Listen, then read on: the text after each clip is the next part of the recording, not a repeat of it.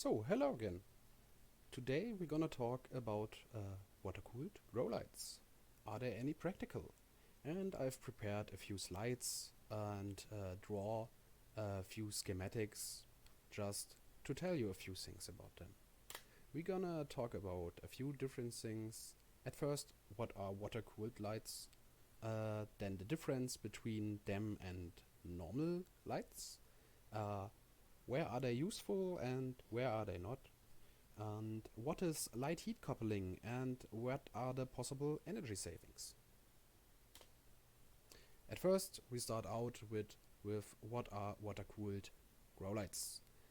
Basically normal LED lights, but instead of a huge heat sink and a fan, you have a thin film of water flowing over the backside of the LED and taking the heat away from it.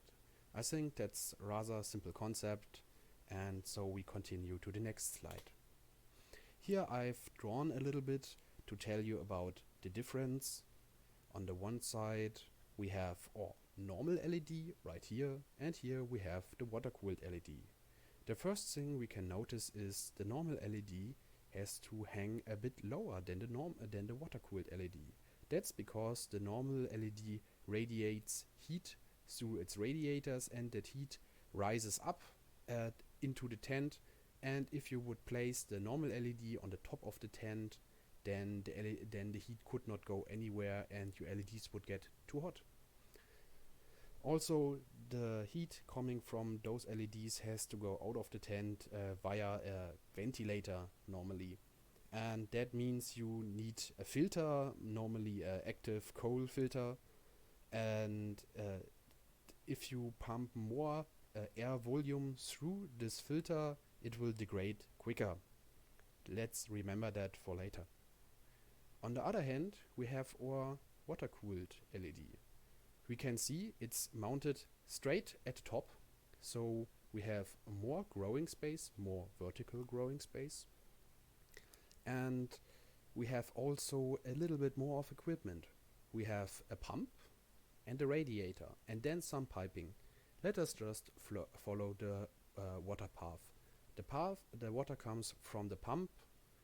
Sometimes the pump has an integrated reservoir, that's why I'm not showing external reservoir right here, and cool water gets injected into the heat block on the LED. It gets hotter, it takes away the heat, and then it flows into the radiator, and the radiator can stand wherever you want it to stand. It doesn't have to stand on your tent, it can stand outside, it can stand in another room. The possibilities are endless. So, just with a few points again, what are the pros and the cons? We have in a normal setup with a normal LED, we have a quite simple setup, just plug it in and go. It's quite cheap, but it may become hot. On the water cooling side, we have a more complex setup that results in a slightly higher price, but it stays more cool. It increases your vertical growing space and it makes the waste heat usable. Again, when are they useful? And there are just a few points. If you grow in a tight space and you need more vertical growing height, then they can be useful, because if your LED stays cooler, the plant can grow nearer to the LED before getting heat problems. Also, you can mount the LED straight on the top of your tent and getting a few extra centimeters of growing space this way. Next thing is if you have heat problems. So if you live somewhere where it's hot in general and you notice the temperatures in your box are getting too high in the summer, then this might be a solution for you. And the next point is if you want to use the waste heat, for example, if you want to use the waste heat for heating up water for showering or just to heat your home. And there we come to the next slide, when those LEDs aren't useful at all. If you don't have heat problems, just stick to normal LEDs, you won't need water-cooled LEDs. And if you have all the vertical growing space you need, then you can also stick to normal LEDs, because water-cooled LEDs where it would be just extra price and you don't gain anything from it if you don't have one of those two problems. And the last point here is, if you don't want the complexity of a water cooling loop.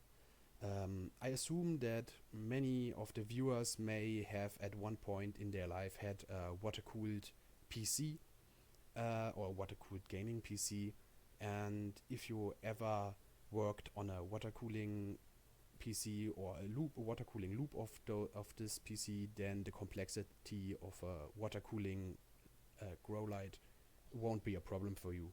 On the other hand, there are people that just want to have a plug and go system. Those maybe should stay to the normal LEDs, because then you don't have the complexity of the water cooling loop, and you don't have to fill the water cooling loop, and you don't have to check if the water level is still high enough, and all the things that come with a water cooling loop. The last point for today is, use your waste heat, because waste heat is money. In a normal LED you have a normal efficiency. That means the power you put in will just be converted to light for a certain part. Like 50% of the heat of the energy is going to convert it to heat and not to light. In a normal LED, this is just waste heat. You basically throw your money outside the window, because you're only using 50% of the power. In a water-cooled system, you can take away this heat and use it somewhere else where you might need it.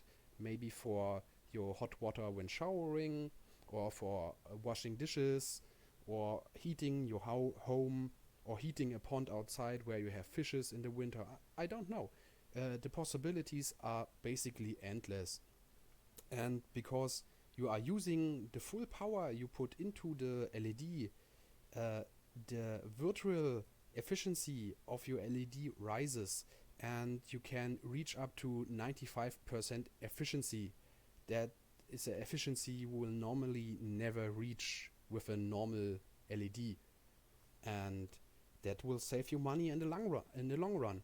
So maybe consider that if you have a cabin outside in the woods and you're growing stuff there, and maybe you want to take a hot shower, so you don't have to heat up the water somehow else. You can just use the power you would normally throw out the window with your waste heat.